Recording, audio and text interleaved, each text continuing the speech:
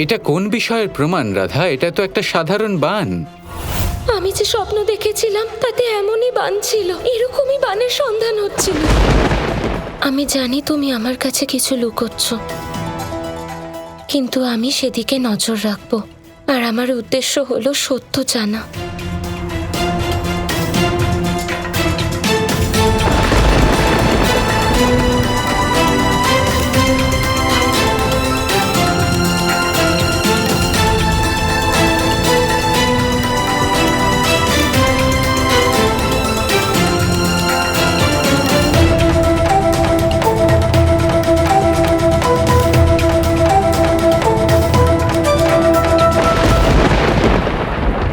নিয়তি কেউ পাল্টাতে পারে না রাধা। সেই যাত্রা, সেই পথে যেও না যেটা এড়ানো সম্ভব নয়।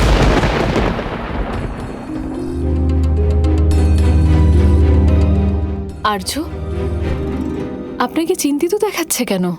রেবতী, দিন গড়িয়ে গেল কিন্তু কানাই তো এখনো ফিরল না। আপনিও না, আরেও দ্বারকাধীশ, মহাবীর, সর্বশক্তিশালী, ওনার জন্য চিন্তা করছেন কেন? সে না হয় ঠিক আছে রেবতী, কিন্তু আমিও তো ওর দাদা। ছোট ভাইকে নিয়ে চিন্তা হওয়া তো স্বাভাবিক।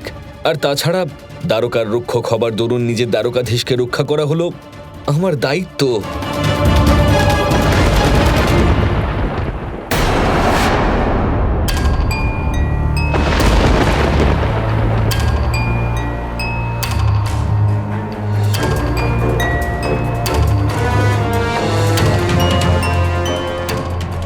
আজ যা হয়ে যাক, আমি ওই স্বপ্নে দেখতে পাওয়া শিকারীকে খুঁজে বের করবই।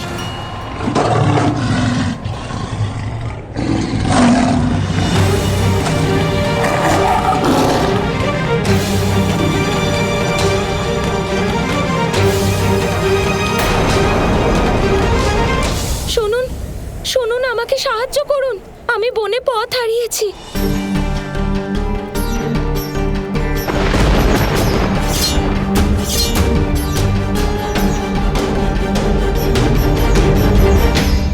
কি করলাম আমি? দুজন অচেনা ব্যক্তি, তাদের থেকে সাহায্য চাইলাম। ওনারা এত রাতে বনে ঘুরে বেড়াচ্ছে, কেমন আচরণ করবেন ওনারা?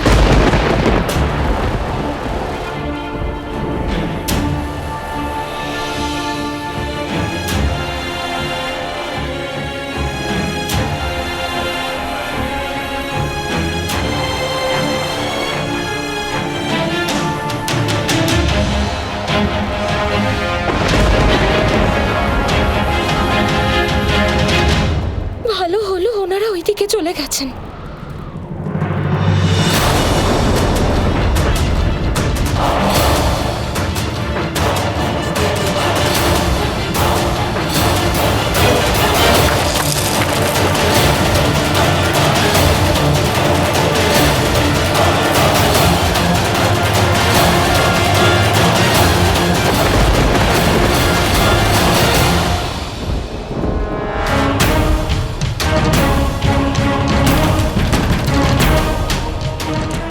আপনারা জানেন না আমি কে? আমরা সব জানি। এত রাতে এই বনের মধ্যে আপনি বিচরণ করছেন, নিশ্চয়ই কোনো গুপ্তচর হবেন, শত্রুর পাঠানো। না না, আপনারা আপনারা ভুল বুঝছেন। আমি দ্বারকা থেকে আসছি। আমি মহলে থাকি। আর আমার আমার নাম দ্বারকা?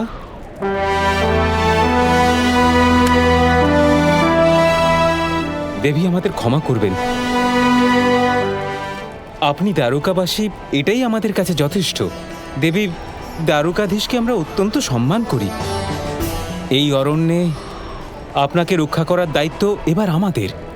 আপনারা দ্বারকাধীশ শ্রীকৃষ্ণকে এত সম্মান করেন, এটা শুনে আমার খুব ভালো লাগলো। উনি সত্যি এটার যোগ্য, সংসারের সর্বশ্রেষ্ঠ যদুবংশীদের রাজা। তার জীবন ধন্য হয়ে যায় যে একবার ওনার দর্শন পায়। আপনি কি দ্বারকাধীশকে দেখেছেন? হ্যাঁ, দেখেছি। আপনি কি বলতে পারেন আমাদের দ্বারকাধীশ কেমন দেখতে? ওনাকে কেমন দেখতে তা যদি বর্ণনা করি, মা সরস্বতীর বাণীও কম পড়বে। যদি লিখতে চাই তাহলে সংসারে শব্দ ভাণ্ডার কম পড়বে। যদি উপমা দিতে চাই তাহলে এই সংসারকে ক্ষুদ্র মনে হবে। সবার রক্ষক, দুষ্টের দমনকারী, প্রেমীদের নিজের বাঁশির সুরে বিমোহিত করেন যিনি, মাথায় যিনি ময়ূর পেখম ধারণ করেন। যখন মহল থেকে বাইরে বেরোন তখন সূর্যদেবও ওনার সৌন্দর্যের তেজের আড়ালে ঢাকা পড়ে যান। অসাধারণ বর্ণনা দিলেন। খুব ভাগ্যশালী আপনি যে আপনি নিজের চোখে বাসুদেব শ্রীকৃষ্ণকে দেখেছেন। কিন্তু আপনি যেই হন দেবী, এত রাতে বনে কেন ঘুরছেন? আপনি কি আমায় এটা বলতে পারবেন এই বান কার বা কে এটা প্রয়োগ করে থাকতে পারেন? আমার পূর্ণ বিশ্বাস তিনি এখানেই কোথাও আছেন। আমি সেই শিকারীকে খুঁজছি।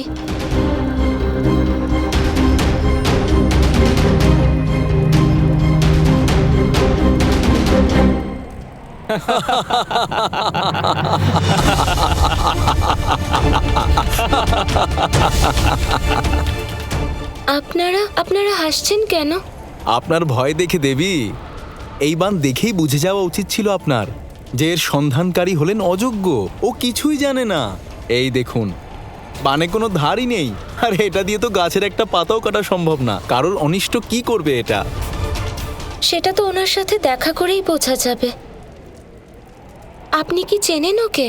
দেবী, এই বান হলো জরার, যে হলো পৃথিবীর সব থেকে অযোগ্য শিকারী, যে আজ পর্যন্ত একটা পিঁপড়ে পর্যন্ত শিকার করেনি। কিন্তু আপনি ওকে কেন খুঁজছেন? আসলে একটা দরকারি কাজ আছে। আপনারা ওর বাড়ি কোথায় জানেন? দেবী, ওই দিকে সামনে এগিয়ে একটা জীর্ণশীর্ণ কুটির দেখতে পাবেন। যেখানে আপনি আলো দেখতে পাবেন সেটাই হলো ওই জরার বাড়ি। ধন্যবাদ।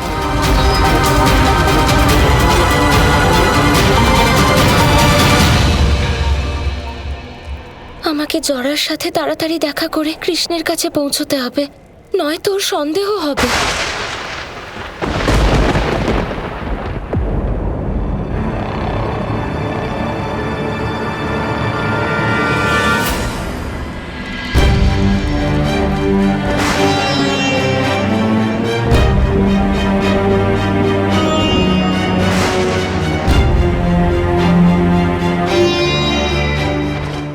কি আজ আবার খালি হাতে এসেছো?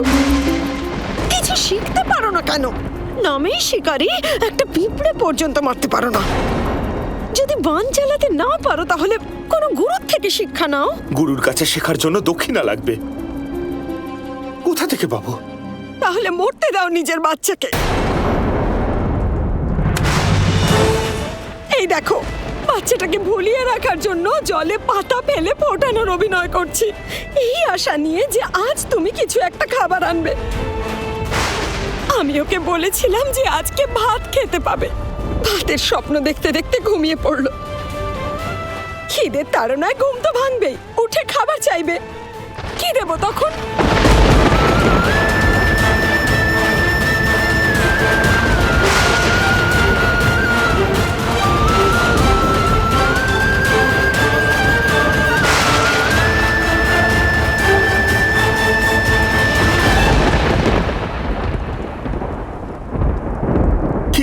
আমি চেষ্টা তো অনেক করি, কিন্তু শিকার আমি করতেই পারি না, আর ওদের ক্ষুধার্ত মুখও দেখতে পারি না। বসে বসে কেঁদেই যাও। যদি বাচ্চাটাকে ভালোবাসতে তাহলে দু চোখ দিয়ে শুধু জল পড়তো না, হাতে করে খাবারও নিয়ে আসতে তুমি। এখানে পাশেই কৃষ্ণের নগরী, এখানে সবাই সুখে আছে, শুধু তুমিই সুখী নও। আরে অন্তত পক্ষে দ্বারকা নগরীতে গিয়ে ভিক্ষা চেয়ে আনো। তুমি তো প্রজা হও ওনার।